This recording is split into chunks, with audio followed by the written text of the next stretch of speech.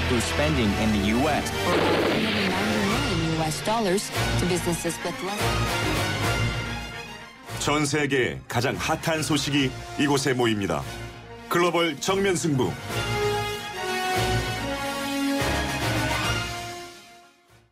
자, 오늘 글로벌 정면 승부는요, 독일로 가봅니다. 이 독일 교포신문 조인학 대표 연결하겠습니다. 조 대표님 안녕하세요. 예, 안녕하세요. 프랑스의 조인학입니다. 네, 이 독일에요, 이민자 수가 사상 최대를 기록했다. 이렇게 소식이 전해지는데 도대체 이민자 수가 얼마나 되는 건가요? 예, 독일 연방통계청의 통계에 따르면요, 지난해 말 기준으로 해서 독일 이민자가 총 1,090만 명으로 기록됐습니다. 네. 이는 3년 전에 2011년 말보다는 100만 명이 늘어난 것인데요. 네. 뭐 1년에 지금 30만 명 이상씩 늘어난다고 하고 있게 보아야 되는데 네. 지금 독일 총 인구가 약 8,100만 명으로 잡고 있습니다. 네. 거기에서 이제 좀 전에 말씀드린 1,100만 명 정도의 외국인 이주민이고요. 또 이 가운데에서 1950년대, 60년대 초반까지 터키 사람들이 많이 들어와 있는데 네. 이들에서 태어난 2세, 공식적으로는 독일인이지만 이들까지 포함할 경우에는 외국 출신 독일 거주자들이 약 1,500만 명 정도가 되기 때문에 그 5명 중에 1명 정도는 외국인, 거의 외국 출신이 아닌가 이렇게 통계가 잡히고 있습니다. 이민자거나, 참고로 말씀드리면 순수한 독일 인구는 6,450만 명으로 3년 전 2011년에 비해서는 약 90만 명이 감소되고 있습니다. 지금요. 네, 순수 독일 인구는 감소했는데 이민자들 때문에 인구가 늘어났다. 그리고 이민자와 이민자의 자녀들이 5명 중에 1명꼴이다. 이런 얘기네요. 네, 그렇습니다. 자, 그럼 조금 전에 터키 얘기해 주셨지만 주로 어떤 나라에서 독일로 이민을 많이 갑니까? 예, 그 통계 자료에 의하면요. 좀 전에 말씀드렸던 그 터키 출신이 151만 명, 그러니까 150만 명 정도의 터키 이주민이 있고요. 두 번째로는 폴란드 67만 명입니다. 그리고 세 번째가 이태리 60만 명, 그다음 루마니아가 35만 명 이런 순으로 가고 있고요. 재미있는 거는 미국 이주자들, 미국 이주민들도 약 10만 명, 그리고 중국에서도 약 11만 명이 이주민이 독일에 거주하고 있습니다. 네, 미국, 중국도 한 10만 명, 11만 명이면 이렇게 작은 숫자는 아니네요. 작은 숫자가 아니죠. 네, 유럽연합 회원국 간에는요, 이주가 자유롭다고 하는데 어떻습니까? 이런 영향을 좀 받고 있는 건가요? 네, 그렇습니다. 예. 그 독일 유럽연합에 있어서는 거주와 이전의 자유가 있기 때문에 누구나 올 수 있는 자격들이 있습니다.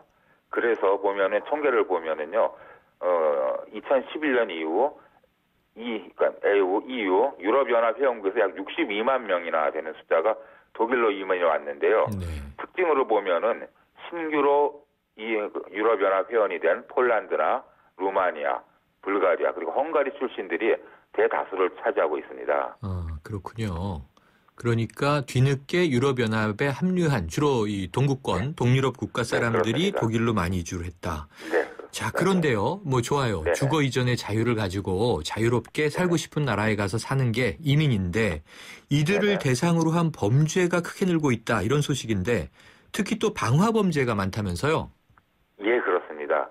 이 내무부, 독일 내무부에 따르면은 올 상반기에 망명 희망자 수용시설에 대한 공격이 약 202차례 일어났다는 걸로 집계가 됐습니다. 202차례? 네. 네. 근데 2013년도에는 60여 건에 그쳤던 것이 2년 만에 3배 이상의 이런 것이 됐는데 전문가들은 실제로는 이거보다 훨씬 많은 수의 피해가 발생할 것이라고 추측을 하고 있습니다.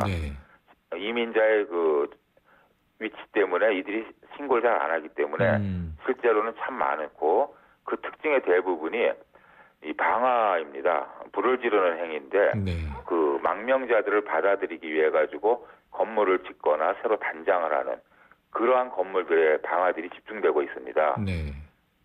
그러니까 주로 이 망명자들을 수용하는 시설을 불태워서 이들에게 뭔가 타격을 주려고 하는 것 같은데 이유가 있을 거 아니에요? 예를 들면 뭐 일자리 문제 때문이다 이렇게 짚을 수 있거나 아니면 일종의 좀 다문화 간의 갈등이다 이렇게 볼 수 있을까요? 네, 그렇습니다. 예. 일자리 문제를 먼저 말씀드리면요. 독일 정부 입장은 이제 독일에서 노년층이 늘어나기 때문에 경제 활동이 가능한 인구가 점점 감소하고 있습니다. 네. 그래서 폭넓은 이민자를 받아들이자. 그래서 독일 경제가 도움이 되도록 하자 하는 게 정책이고요.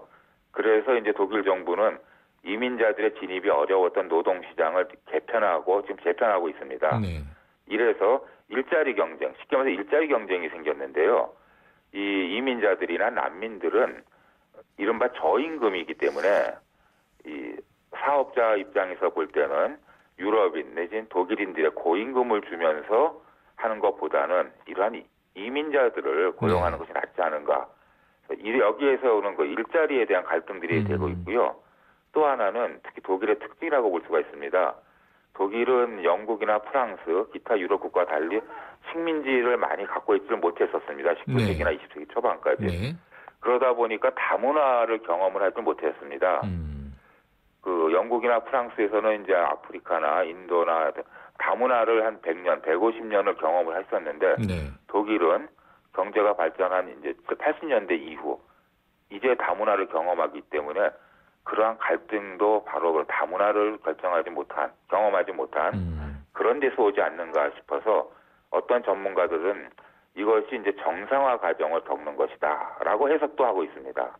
아, 그렇군요. 그러니까 독일이 네. 특이하게도 유럽의 좀 선진국가 중에서는 말씀하신 대로 네. 식민지도 적었고 다문화 경험을 근대에 하지 못했군요. 19세기, 20세기 네, 넘어오면서. 그래서 네. 이제 21세기 들어와서야 다문화를 겪는 정상화 과정을 가고 있다.